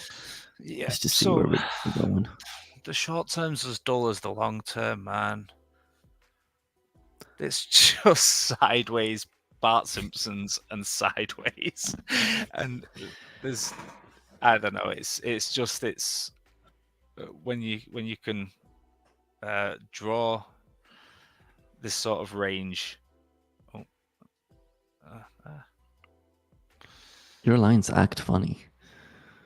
No, I made one. You make really them thicker if you can, actually, because it's hard to see them on the screen, at least for me. Cool. I made it. If people are watching on the phone, it's going to be hard to see. Fair, yeah. And it's just kind of jumped back into this sort of general top and bottom. Yeah. Okay. With ETH, you can probably put you can say this, and then it's a broadening wedge. Oh. The bottom What if you move that to the top there?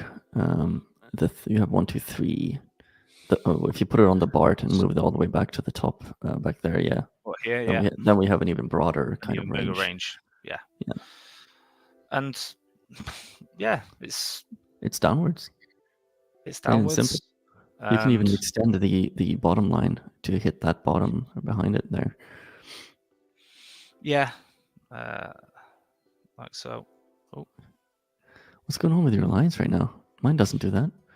Jump around. I have it because I've got the magnet on. Oh, okay. So it fixes to my. It's easier just to fix to. Oh, yeah. Bits. Well, okay. So from this, if you zoom in a little bit, from this range, it completely tells me that it's just down. a wedge. It's a downtrending wedge.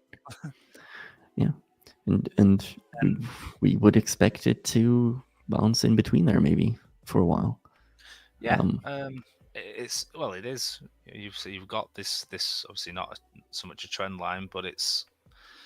Yeah, it's a center line sort of. Center line where it's going to be attracted to, and pops up and around and through, and. So what if you turn on the Bollinger then? What happens then? Where's the center line on the Bollinger going to end up? Oh gosh, okay. You have to probably daily, weekly or something like that. Oh, now I've... Oh, there we go. On the weekly, it's below it. So it's still below it then. It's tried to go through it 3 times, I suppose. Mm. And so it's still below it. Yeah, so ETH looks pretty poor. Yeah.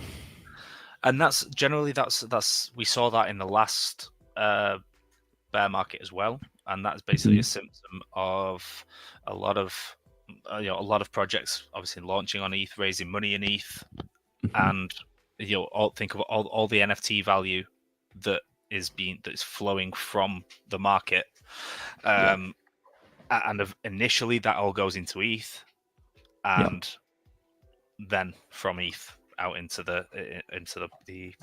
dollars, and ultimately we're going to follow the broader market. Put the Nasdaq on here again. Yeah, it doesn't look. It's not dissimilar.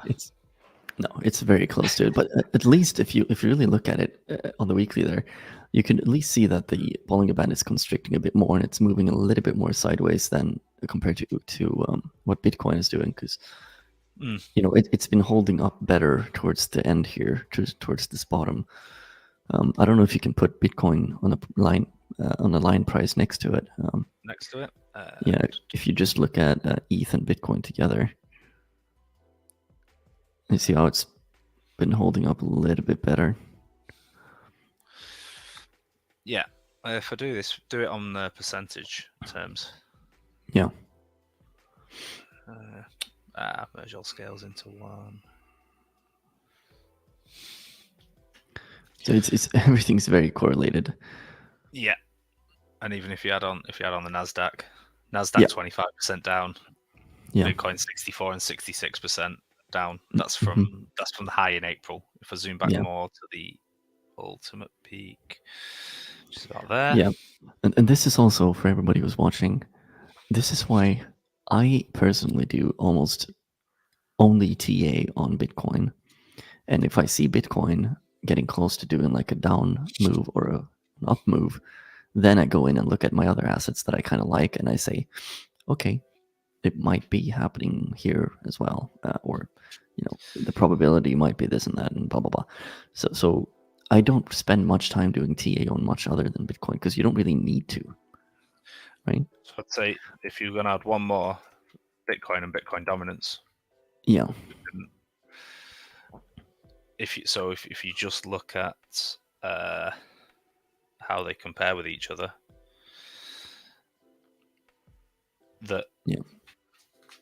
Bitcoin's going down.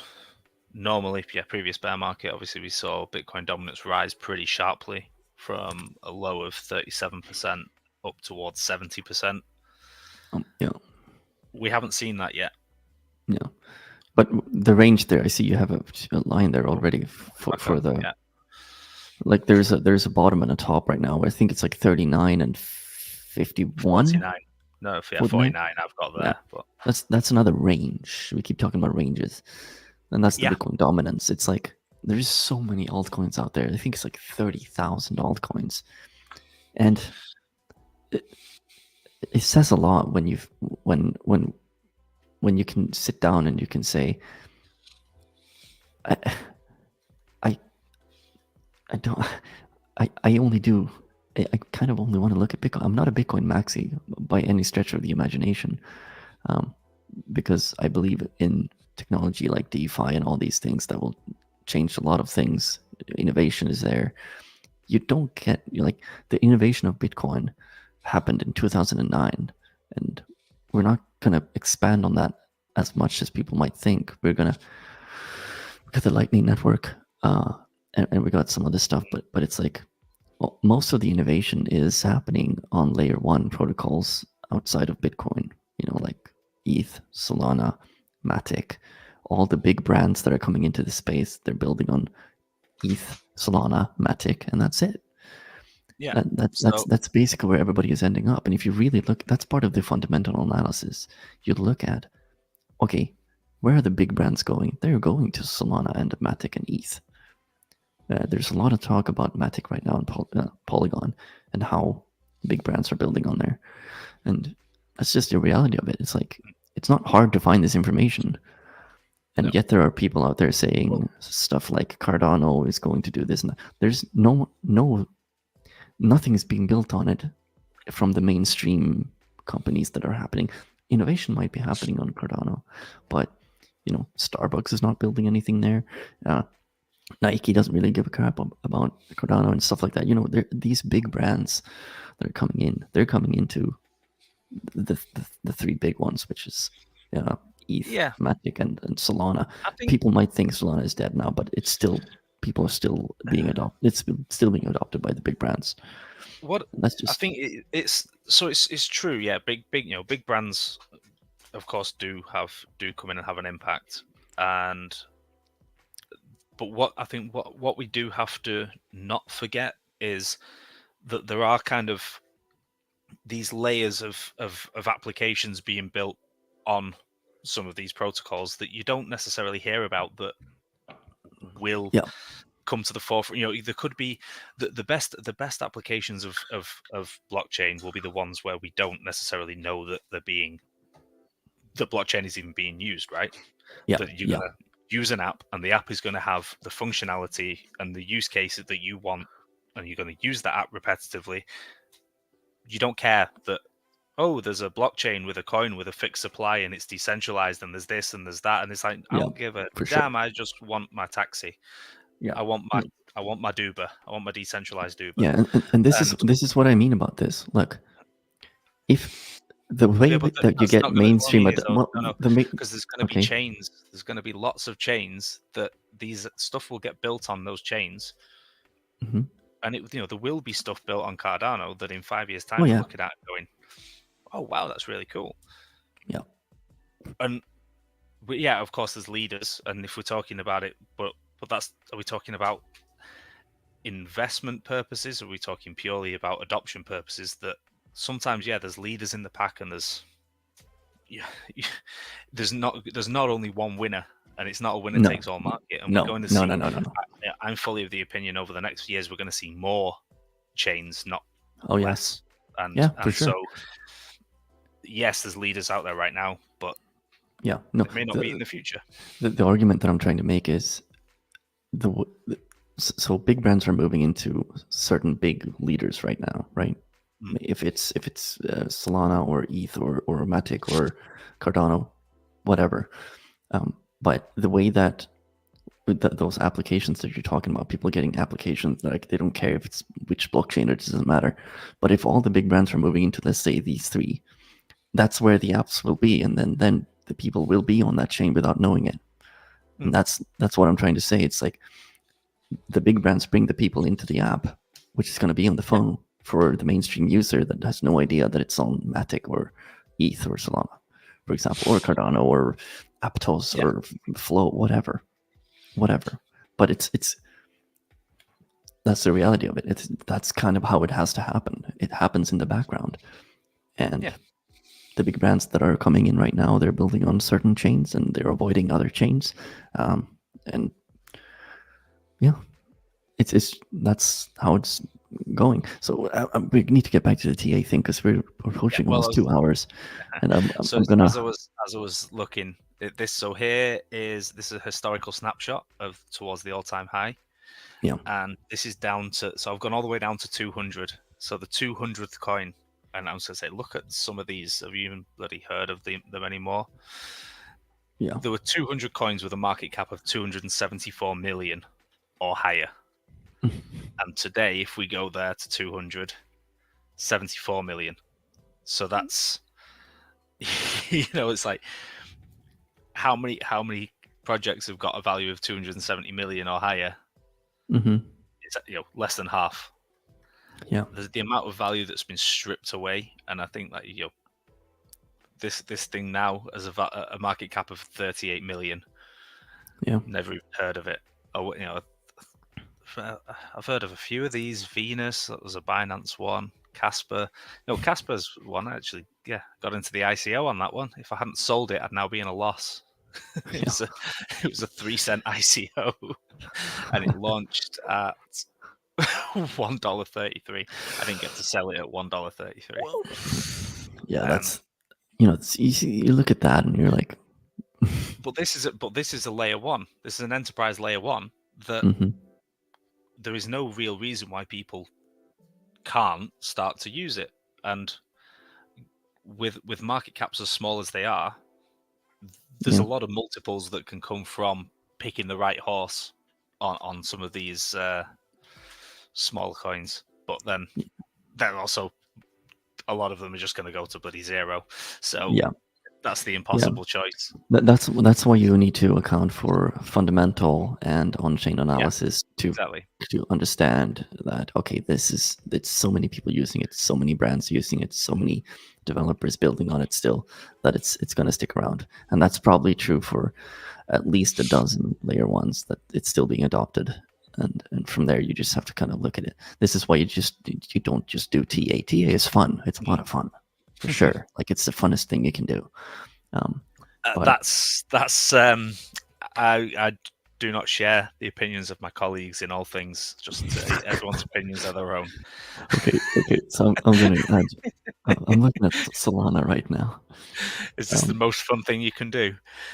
No, but in terms of doing like research and stuff, fundamental is very boring. On-chain is very boring. TA, at least you get to put a bunch of extra indicators. I like my on-chain. I like the on-chain stuff. Yeah, I like the on-chain too. It's more fun to speculate like this. This is what I like to speculate. But okay, so this is Solana. This is weekly Solana chart on the logarithmic scale. If you turn off the log, it looks like this, and it just looks like absolute crap. But again, here we go. We do this. It still looks like absolute crap.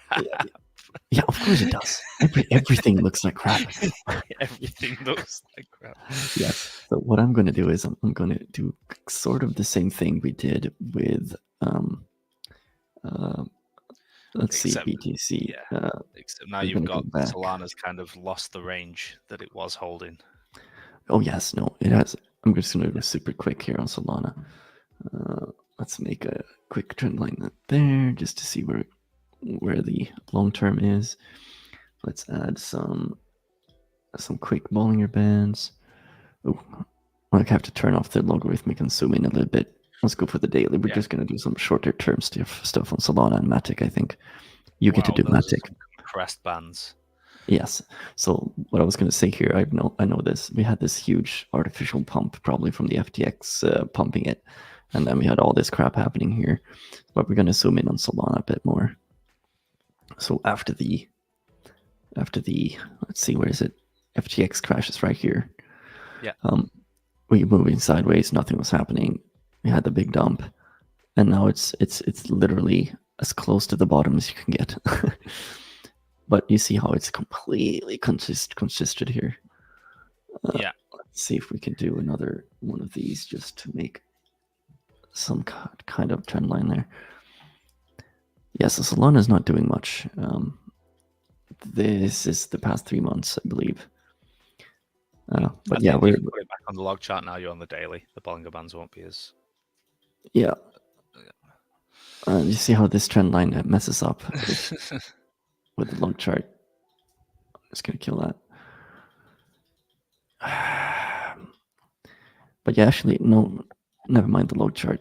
We can do the linear. There's not much TA to do on most things. There really isn't. With Solana, I'm looking all the way back at before the pump and going $5. That's your target. Yeah. And either it puts in a solid base here and it never drops that low, or if the broader market dumps, then and it dumps hard, then it's around $5, I believe. It's somewhere around here. Yeah. Yeah. On the log chart, that's going to look a bit more understandable. Reasonable. So I guess the next we're holding this range right now. This sideways range is what we're holding right now.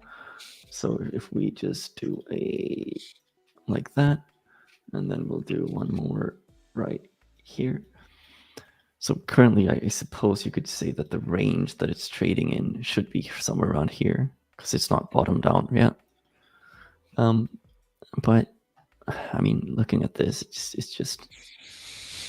it's the same thing with everything here. Here we go. It's not the bounce has not been that convincing. It's a dead cat bounce. No. It's hanging around the low end, and it's at this current point. You go, if something happens to the broader market and the broader market dumps, what's this going to do? It's going to break lower, and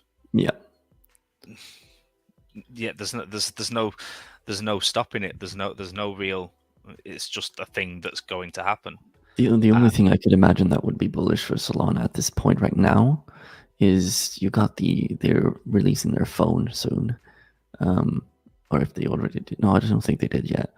But releasing their phone and putting phones with the Solana blockchain on it in people's hands is probably going to be somewhat bullish. But honestly, I think it's a buy the rumor, sell the news event in a bear market. But yeah, exactly. That's what I'm trying to say too. It's like doing short-term TA, like really short-term, like 1 hourly, 50, makes more sense than doing daily. Because the market will not do anything interesting until the macroeconomic stuff kind of changes into, what, a trend reversal, like getting out of a recession or whatever it may be. It's going to take a while, and it's going to be for everybody who's like in this, who's in this place right now and trying to be in the market, like you're still here. That just that fact of you're still being here, it means that you have a good opportunity to kind of accumulate whatever it is you want to accumulate, and then wait for that trend to kind of reverse around and come back out again. This is the opportunity this is the opportunity that everybody who joined them in the market in 2021 wishes they had. Yes, it's that simple. And so here's the opportunity. Do we know what's going to happen? Can we predict the future? Nope. But did you not want this to happen? Is this, this is what people have been asking for. Yeah, and it's flat. I think this is MATIC. With MATIC, maybe stick my screen on a sec. I'd say. Let me just quickly check here, because MATIC has been looking a bit better than most lately. I'm just gonna quickly remove the super trend. But yeah, so MATIC is looking better than many others, and right now we're like creating a new trend line right here.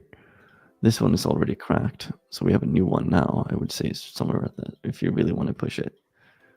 So MATIC is looking pretty flat. It's just flat, but it's nowhere near as bad as most other coins are right now. Compare this to Solana, for example. It's like, yeah. When this happened here in this dump, or when this happened, MATIC basically just went up here, right? Yeah. So MATIC has been looking pretty good. So can I Yes. flip over to my screen and give you the other perspective?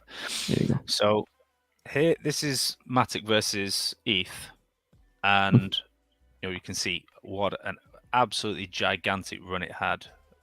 Is it in percentage terms? 3,700% move against ETH, which itself did what 80x. Yeah. So you're talking absolutely gigantic move. And now we're in here, and it's doing very, very well, and it's had this sort of double top, and is now coming back down into the middle. Yeah, against ETH. So I just want to compare this to ETH BTC in the previous bear market and into today. And the comparison is, there's a pretty clear comparison in my eyes.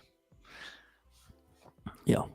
And I think that although, yes, it's doing very well, in ETH terms, if the market takes a further downturn, the macro market takes a further downturn, then a layer 2 like ETH will more likely, a layer 2 like MATIC will more likely concede dominance to the big brother, back to Ethereum. Yeah, that makes sense. And so although MATIC looks a good hold current, or a good purchase over the last sort of few months, from here, looking at it relative to Ethereum, the safer and lower risk play, does it seem really like a good time to be holding it as it's rolling over after a double top at and around all-time highs? Yeah. I'm not certain it's the best play at the moment. Yeah. And from a risk management perspective, even although I'm sure it will do very well, the bottom of the range is 50%. Yeah. And just to that's against ETH, just to be that's clear. Against ETH, yeah. So, and this is then comes into the idea of the big coins will move first. That that BTC will move, then ETH will move. Yeah, that's what usually happens. That's against Bitcoin, right? This is MATIC versus Bitcoin, and so yeah, you can so we see got the same look similar. Yeah. Yeah. And yeah, it's rolling over after a double top, and could is it unlikely to see it come down here? You could even argue a triple top there almost. Yeah, and so cutting 70% versus Bitcoin, why not? Is this let's see, 80%. You've got, well, if you go to that level, 67%. So we've this is what MATIC does. Yeah, it's not surprising to see it happen again. It doesn't mean that it will do the exact same thing again. No, but the probability is there, right?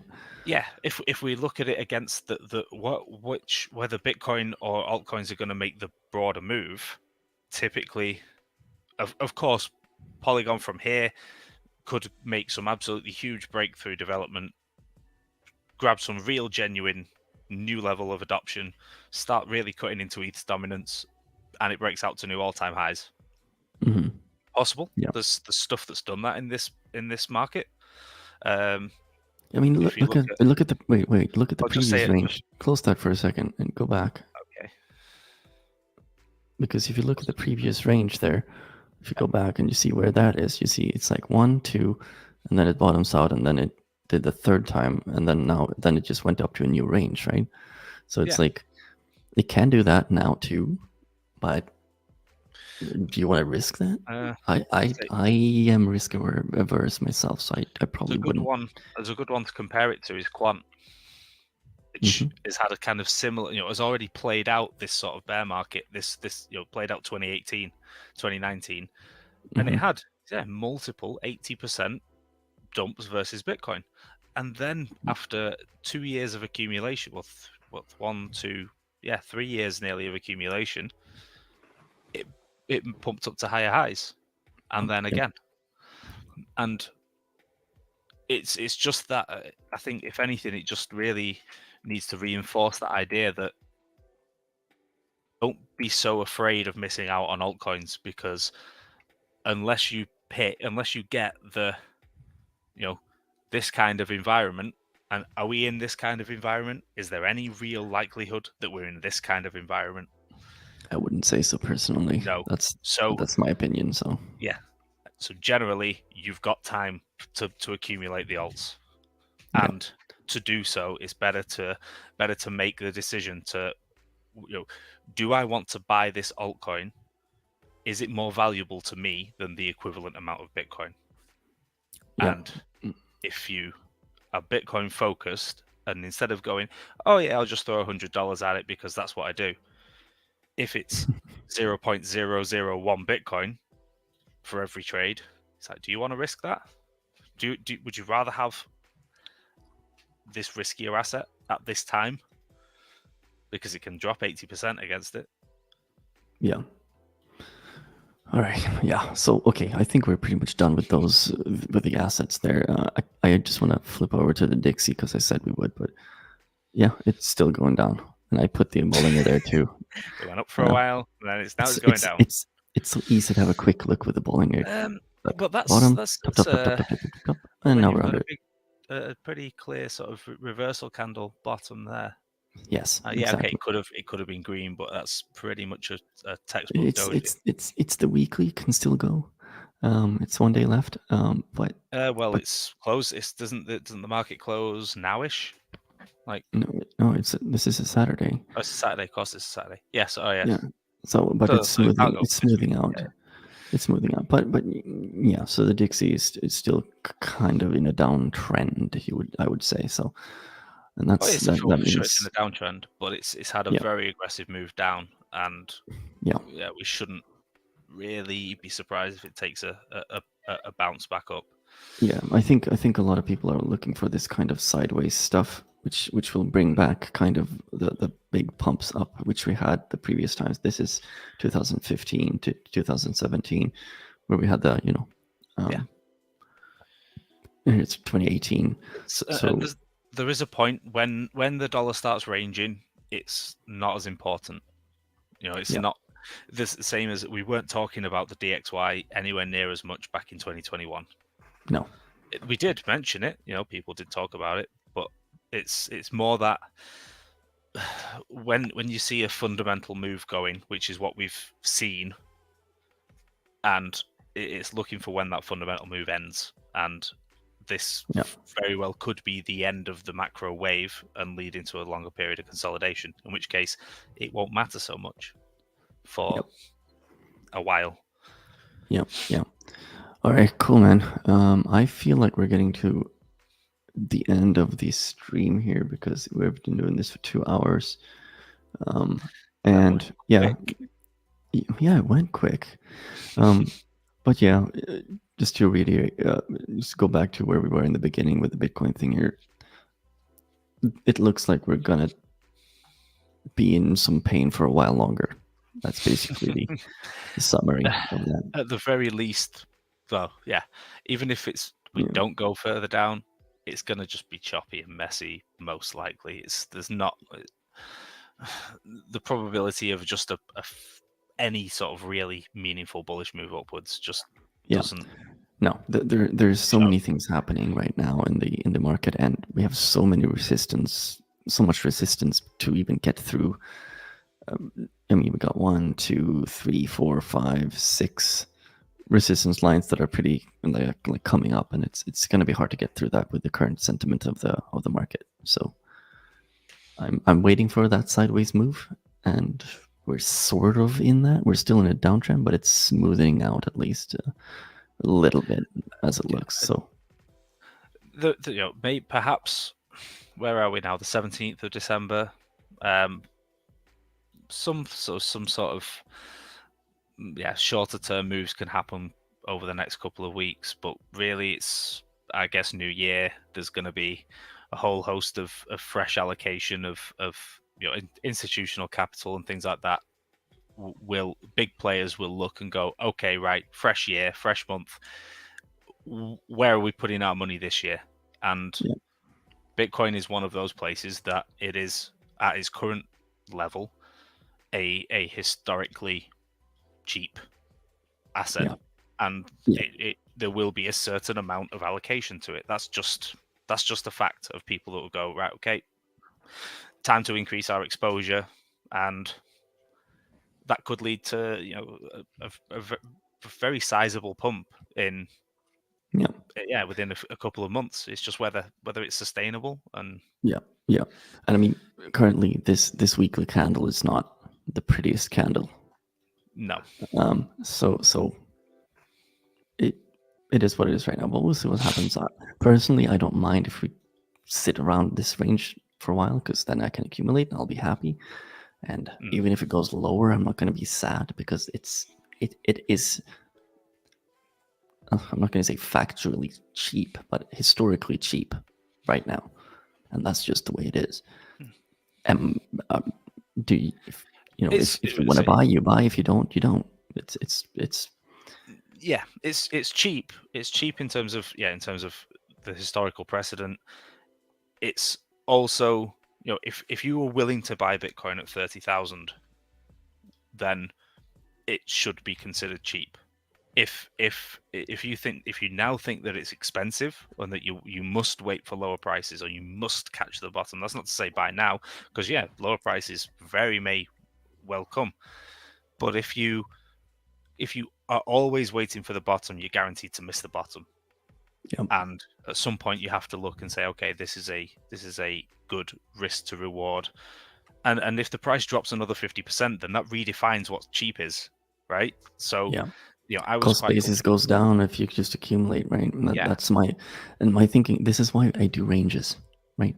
Ranges. I made some purchase. I bought some at 29,000, 30,000, and I was very happy with that decision, even when it went down, because, well, in the moment of when I bought it, that was a good decision. In hindsight, no. Now you're having broken down, is you redefine the range. Well, I bought again at 17,500. I would say this.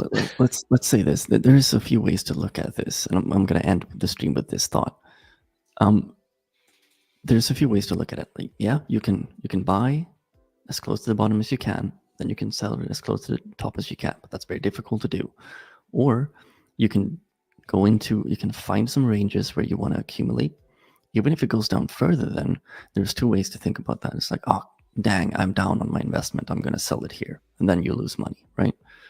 Or you look at it the way that I do, which is I accumulate this range. If it goes further down, I'll be like, okay, my cost basis is, let's say it's 30K. If it goes down, I know that the more I put into my portfolio, like the more I buy at that range, the cost base is going to go down.